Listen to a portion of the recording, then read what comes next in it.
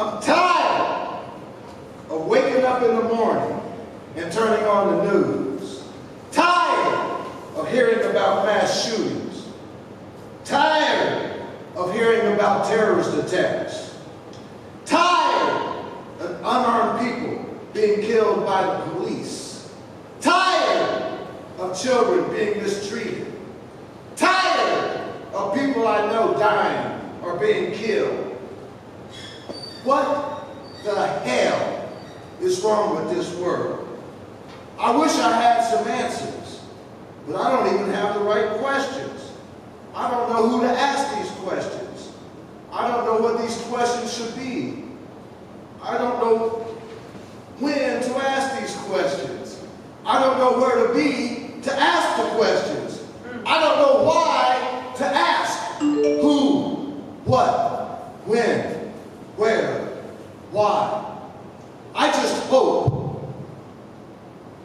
I hope to believe that I could be that person without knowing it, without trying, without any intention, just being a good human being, to be there at the right time, to say something, to do something that may make whoever is thinking about doing something to someone to say something. Just being a good human being. If what I say or do makes that person forget about doing whatever they are thinking about doing to someone, forget about planning what they plan to do, where they want to do it, if I can make them forget why they are having these dark thoughts, I just hope I can live my life. I just hope I can help someone who will help someone, who will then help someone, who will help me stop being tired of watching the news.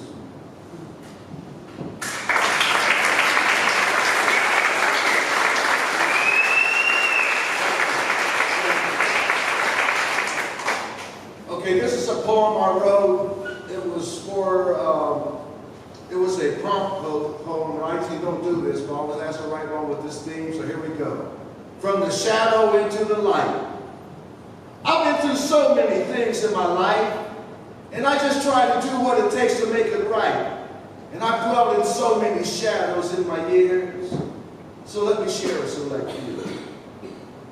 It wasn't my choice to grow up in the shadow of poverty. I didn't even know I was poor. I just knew that I didn't have a lot of the things that the rich kids had. I knew not to sign up for after-school events because I knew we didn't have the money. I had to wear off-brand sneakers until freshman basketball. And when I told my mom I needed Converse, she exclaimed, $8 for a pair of sneakers? And I didn't know how poor we were until it was time to go to college. And I was completing my financial aid forms. And I saw our annual income, and I knew then that my mom was nothing less than a miracle worker. But I learned that being poor don't mean that you ain't smart. I learned that work ethic can put a dent in poverty. I still ain't rich, but I ain't poor. And I can always make something out of nothing. I had no choice growing up and still living with racism. I was afraid to go to certain neighborhoods, certain towns, certain cities, certain parts of certain cities. I remember being refused service at restaurants, stores, businesses. Teachers and professors expecting little to nothing from me. Being told I was not college material. I learned to live free and not afraid. I easily graduated college academically. My problems were financial. I eat and shop where I want to, as long as I got enough money. I was hooked for a while into living in the shadow of homophobia. Always making gay jokes, mocking feminine gay men, masculine gay women, afraid that gay was contagious, believing all stereotypes, and more. And I won't mention their names, but these flamboyant gay men came into my life. And they confirmed some stereotypes, which showed me that most, if not almost all of them, were nothing more than paranoia. They showed me that they were good men, and they came to be good friends. People will tell you, be careful who you hate, because they will end up in your family.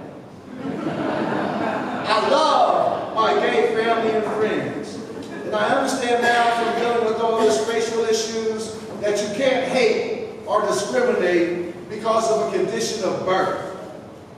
We are in potentially dark times. Shadows will always be chasing us, will pop out of nowhere on us, will sneak up behind us, and you know the shadow is always going to be there. All you have to do is watch your back and sneak to the light.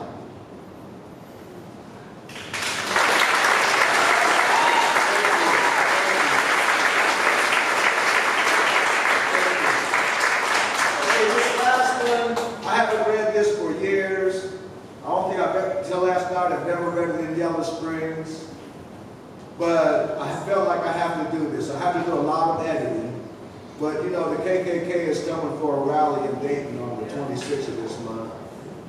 And I had a situation when I was doing a poetry slam, and some of it happens, but when I dealt with the KKK in front of the Canal Street Tavern.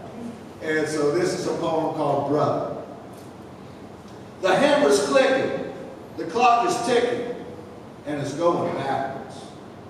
I'm standing there, minding my own business, when these men in a primer gray pickup truck pass out Klan newsletters to me, a black man in African clothing, calling me brother. And I have a challenge. I could hate, but that takes too much energy. And it's a new millennium. The Klan guy did call me brother. Not the N-word. But what did he mean by brother? In case you haven't noticed, I am a multiracial man, but most people would probably describe me as black. I know the Klan and black people don't get along too well, but he called me brother. And I am the product of voluntary and involuntary race mixing.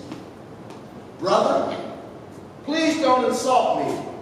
Many of you Klan people call yourselves rednecks. I am a black redneck. I don't share your politics, but I grew up with you. I'm the N-word who taught you to wrestle. I'm the N-word who taught you to stand up for yourself. I'm the N-word who will mess someone up for messing with you. I'm the N-word who refused to call you a hunky, but I'm the good N-word. I'm the different N-word. And you want to try to say you don't hate, but stuff is happening, and your prophecy is true. Race mixing is on the rise. I myself am a race mixer. Or it doesn't count if both races are brown. And yes, there are still Jewish people all over the world alive. And get real, gay life hasn't really increased. It's just recently legal and way out the closet. Brother, when people I don't know slip up on me and try to shock or scare me by letting me know they're Klan, they are raping my trust, my belief in humanity. I am not naive. I've had experiences with people I grew up with who are now Klan. And I don't pretend to understand when I see people who used to be my friend join the Klan or embrace their beliefs. I just find myself evaluating. Jimmy!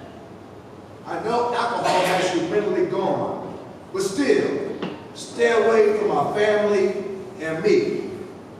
Coward! You are a backstabbing coward. And I wouldn't put anything past you. Chris, you're dead now. I just didn't understand your vibe. And I know you got tainted from working in the prison system, but you never was quite right, and I learned not to trust you. So you call me brother and hate me at the same time, and you want an all-white nation. Well, you can try going back to Europe, because America never was a white continent. But all of Europe is multiracial now, and I want to help you, brother. But I don't know where you'll find this all-white nation. Maybe you can colonize the moon, but it's probably too late with all these black astronauts. I'm trying to help you, brother. It's hard for me to deal with this Klan stuff, but I ain't mad, and I usually don't like to give unsolicited advice. But the only advice I can give you ignorant people who have the nerve to belong to any racist group is that you have to realize that this is the 21st century. Go find yourself a proctologist and get your head about your ass. Yeah.